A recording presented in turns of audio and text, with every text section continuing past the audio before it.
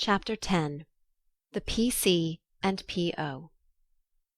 As spring came on, a new set of amusements became the fashion, and the lengthening days gave long afternoons for work and play of all sorts. The garden had to be put in order, and each sister had a quarter of the little plot to do what she liked with. Hannah used to say, "I'd know which each of them gardings belonged to if I see 'em in Chiny." and so she might, for the girls' tastes differed as much as their characters. Meg's had roses and heliotrope, myrtle, and a little orange tree in it. Jo's bed was never alike 2 seasons, for she was always trying experiments. This year it was to be a plantation of sunflowers, the seeds of which cheerful land-aspiring plant were to feed Aunt Cockletop and her family of chicks. Beth had old-fashioned fragrant flowers in her garden, sweet peas and mignonette, larkspur, pinks, pansies, and southernwood, with chickweed for the birds and catnip for the pussies. Amy had a bower in hers, rather small and earwiggy, but very pretty to look at, with honeysuckle and morning-glories hanging their coloured horns and bells in graceful wreaths all over it, tall white lilies, delicate ferns, and as many brilliant picturesque plants as would consent to blossom there. Gardening, walks, rows on the river, and flower hunts employed the fine days, and for rainy ones they had house diversions, some old, some new, all more or less original. One of these was the P.C., for as secret societies were the fashion, it was thought proper to have one, and as all of the girls admired Dickens, they called themselves the Pickwick Club. With a few interruptions they had kept this up for a year, and met every Saturday evening in the big garret, on which occasions the ceremonies were as follows. 3 chairs were arranged in a row before a table on which was a lamp, also 4 white badges with a big P.C. in different colours on each, and the weekly newspaper called the Pickwick Portfolio, to which all contributed something, while Jo, who revelled in pens and ink, was the editor. At 7 o'clock the 4 members ascended to the club-room, tied their badges round their heads, and took their seats with great solemnity. Meg, as the eldest, was Samuel Pickwick, Jo, being of a literary turn, Augustus Snodgrass, Beth, because she was round and rosy, Tracy Tupman, and Amy, who was always trying to do what she couldn't, was Nathaniel Winkle. Pickwick, the president, read the paper, which was filled with original tales, poetry, local news, funny advertisements, and hints in which they good-naturedly reminded each other of their faults and shortcomings. On one occasion Mr. Pickwick put on a pair of spectacles without any glass, rapped upon the table, hemmed, and having stared hard at Mr. Snodgrass, who was tilting back in his chair, till he arranged himself properly, began to read. The Pickwick Portfolio, May 20th, 18 blank. Poet's Corner, Anniversary Ode. Again we meet to celebrate, with badge and solemn rite, our 52nd anniversary in Pickwick Hall to-night. We all are here in perfect health, none gone from our small band. Again we see each well-known face, and press each friendly hand. Our Pickwick, always at his post, with reverence we greet, as spectacles on nose he reads our well-filled weekly sheet. Although he suffers from a cold, we joy to hear him speak, for words of wisdom from him fall, in spite of croak or squeak. Old 6-foot Snodgrass looms on high, with elephantine grace, and beams upon the company with brown and jovial face. Poetic fire lights up his eye, he struggles 'gainst his lot.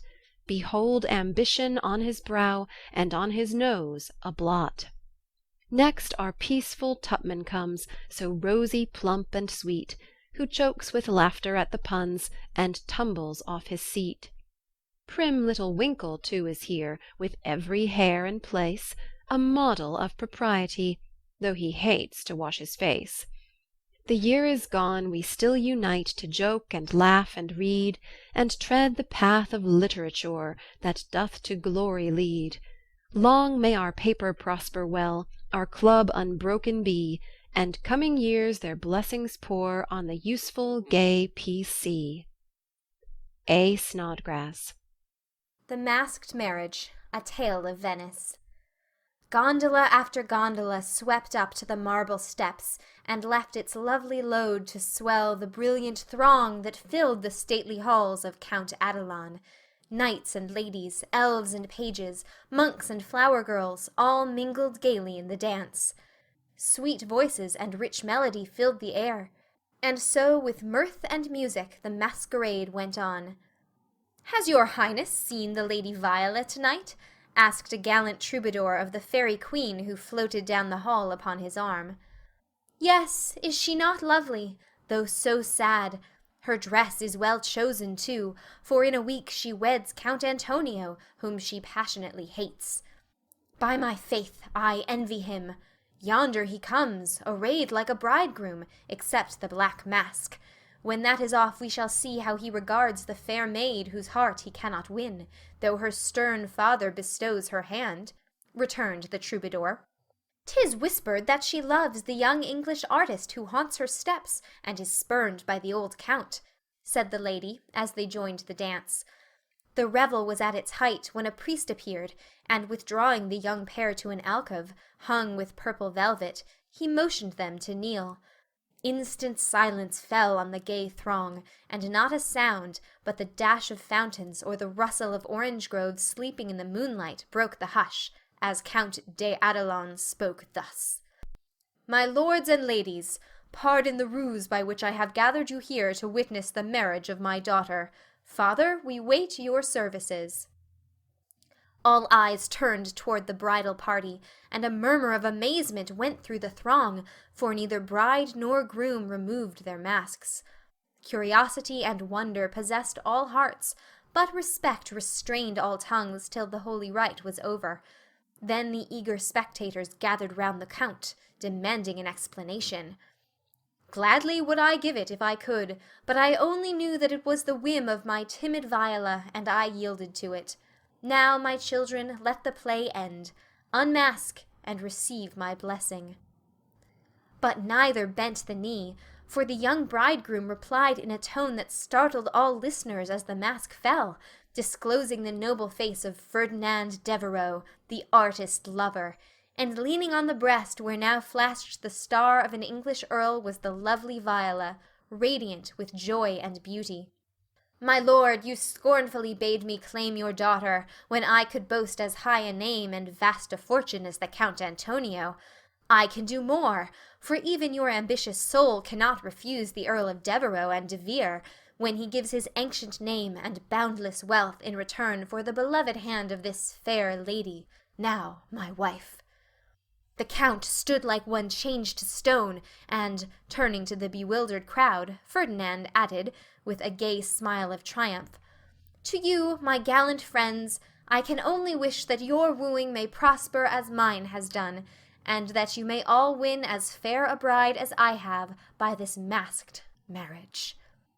S. Pickwick. Why is the PC like the Tower of Babel? It is full of unruly members. The History of a Squash. Once upon a time a farmer planted a little seed in his garden, and after a while it sprouted and became a vine and bore many squashes. One day in October, when they were ripe, he picked one and took it to market. A grocerman bought it and put it in his shop. That same morning a little girl in a brown hat and blue dress with a round face and snub nose went and bought it for her mother. She lugged it home, cut it up, and boiled it in the big pot, mashed some of it with salt and butter for dinner, and to the rest she added a pint of milk, 2 eggs, 4 spoons of sugar, nutmeg, and some crackers, put it in a deep dish and baked it till it was brown and nice, and next day it was eaten by a family named March. T. Tupman. Mr. Pickwick, sir, I address you upon the subject of sin. The sinner I mean is a man named Winkle, who makes trouble in his club by laughing, and sometimes won't write his piece in this fine paper. I hope you will pardon his badness, and let him send a French fable, because he can't write out of his head, as he has so many lessons to do, and no brains. In future I will try to take time by the fetlock and prepare some work, which will be all comme il faut. That means all right. I am in haste, as it is nearly school time. Yours respectably, N. Winkle.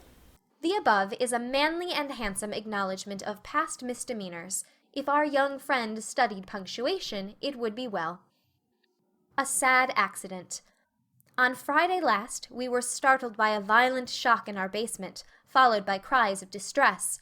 On rushing in a body to the cellar, we discovered our beloved president prostrate upon the floor, having tripped and fallen while getting wood for domestic purposes.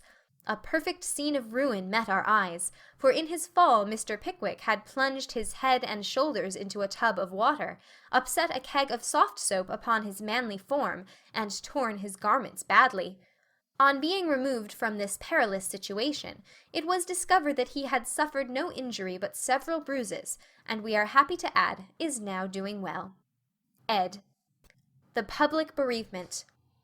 It is our painful duty to record the sudden and mysterious disappearance of our cherished friend, Mrs. Snowball Patpaw.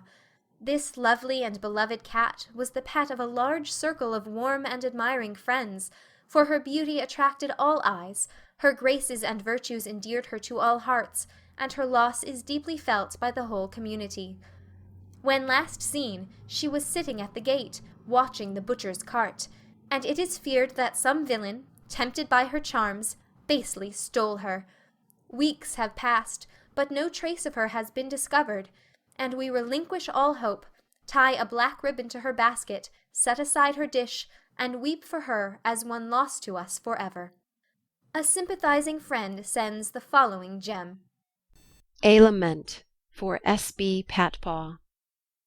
We mourn the loss of our little pet, and sigh o'er her hapless fate, for never more by the fire she'll sit, nor play by the old green gate. The little grave where her infant sleeps is 'neath the chestnut tree, but o'er her grave we may not weep, we know not where it may be. Her empty bed, her idle ball, will never see her more. No gentle tap, no loving purr is heard at the parlour door. Another cat comes after her mice, a cat with a dirty face, but she does not hunt as our darling did, nor play with her airy grace. Her stealthy paws tread the very hall where Snowball used to play, but she only spits at the dogs our pet so gallantly drove away. She is useful and mild and does her best, but she is not fair to see, and we cannot give her your place, dear, nor worship her as we worship thee. A.S. Advertisements. Miss Oranthe Bluggage, the accomplished, strong-minded lecturer, will deliver her famous lecture on Woman and Her Position at Pickwick Hall next Saturday evening after the usual performances. A weekly meeting will be held at Kitchen Place to teach young ladies how to cook. Hannah Brown will preside, and all are invited to attend. The Dustpan Society will meet on Wednesday next and parade in the upper story of the clubhouse. All members to appear in uniform and shoulder their brooms at 9 precisely. Mrs. Beth Bouncer will open her new assortment of dolls' millinery next week. The latest Paris fashions have arrived, and orders are respectfully solicited. A new play will appear at the Barnville Theatre in the course of a few weeks, which will surpass anything ever seen on the American stage. The Greek Slave, or Constantine the Avenger, is the name of this thrilling drama. Hints. If S.P. didn't use so much soap on his hands, he wouldn't always be late at breakfast. A.S. is requested not to whistle in the street. T.T. please don't forget Amy's napkin. N.W. must not fret because his dress has not 9 tucks. Weekly Report. Meg, good. Joe, bad. Beth, very good. Amy, middling.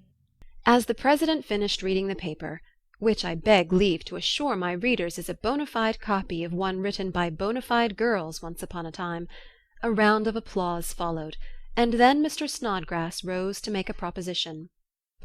"Mr. President and gentlemen," he began, assuming a parliamentary attitude and tone, "I wish to propose the admission of a new member, one who highly deserves the honor, would be deeply grateful for it, and would add immensely to the spirit of the club, the literary value of the paper, and be no end jolly and nice. I propose Mr. Theodore Lawrence as an honorary member of the P.C. Come now, do have him." Joe's sudden change of tone made the girls laugh, but all looked rather anxious, and no one said a word as Snodgrass took his seat. "We'll put it to a vote," said the president. "All in favor of this motion, please to manifest it by saying aye." A loud response from Snodgrass, followed, to everybody's surprise, by a timid one from Beth. Contrary-minded, say no. Meg and Amy were contrary-minded, and Mr. Winkle rose to say with great elegance, "We don't wish any boys. They only joke and bounce about. This is a ladies' club, and we wish to be private and proper." "I'm afraid he'll laugh at our paper and make fun of us afterward," observed Pickwick, pulling the little curl on her forehead, as she always did when doubtful. Up rose Snodgrass, very much in earnest. "Sir, I give you my word as a gentleman, Laurie won't do anything of the sort. He likes to write, and he'll give a tone to our contributions and keep us from being sentimental, don't you see? We can do so little for him, and he does so much for us. I think the least we can do is offer him a place here, and make him welcome if he comes." This artful allusion to benefits conferred brought Tupman to his feet, looking as if he had quite made up his mind. Yes, we ought to do it, even if we are afraid. I say he may come, and his grandpa too, if he likes. This spirited burst from Beth electrified the club, and Jo left her seat to shake hands approvingly. "Now then, vote again. Everybody remember it's our Laurie, and say aye," cried Snodgrass excitedly. "Aye." Aye. Aye. replied 3 voices at once. "Good. Bless you. Now, as there's nothing like taking time by the fetlock, as Winkle characteristically observes, allow me to present the new member." And, to the dismay of the rest of the club, Jo threw open the door of the closet, and displayed Laurie sitting on a rag-bag, flushed and twinkling with suppressed laughter. "You rogue! You traitor! Jo, how could you?"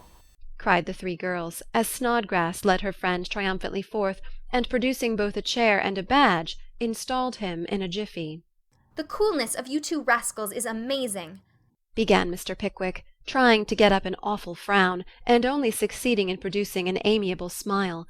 But the new member was equal to the occasion, and rising with a grateful salutation to the chair, said in the most engaging manner, "Mr. President, and ladies, I beg pardon, gentlemen, allow me to introduce myself as Sam Weller, the very humble servant of the club."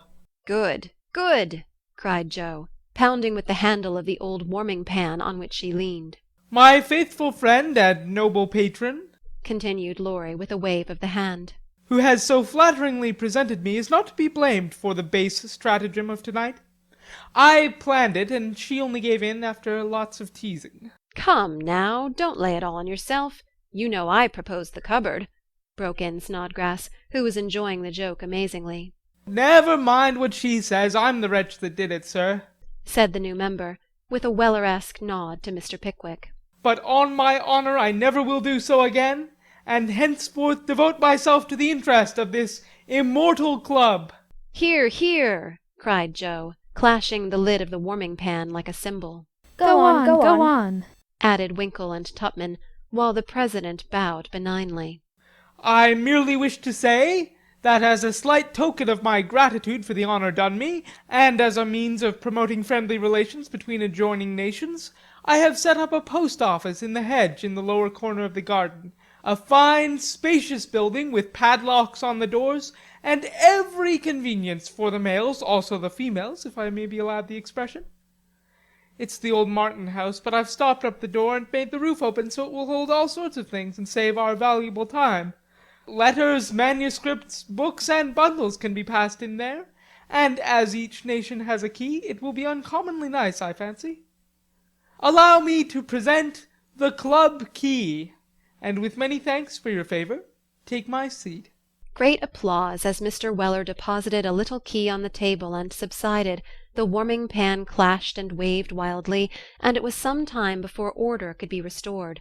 A long discussion followed, and everyone came out surprising, for everyone did her best. So it was an unusually lively meeting, and did not adjourn till a late hour, when it broke up with 3 shrill cheers for the new member. No one ever regretted the admittance of Sam Weller, for a more devoted, well-behaved, and jovial member no club could have. He certainly did add spirit to the meetings and a tone to the paper, for his orations convulsed his hearers, and his contributions were excellent, being patriotic, classical, comical, or dramatic, but never sentimental. Jo regarded them as worthy of Bacon, Milton, or Shakespeare, and remodelled her own works with good effect, she thought. The P.O. was a capital little institution, and flourished wonderfully, for nearly as many queer things passed through it as through the real post office: tragedies and cravats, poetry and pickles, garden seeds and long letters, music and gingerbread, rubbers, invitations, scoldings, and puppies. The old gentleman liked the fun, and amused himself by sending odd bundles, mysterious messages, and funny telegrams, and his gardener, who was smitten with Hannah's charms, actually sent a love-letter to Jo's care. How they laughed when the secret came out, never dreaming how many love-letters that little post-office would hold in the years to come.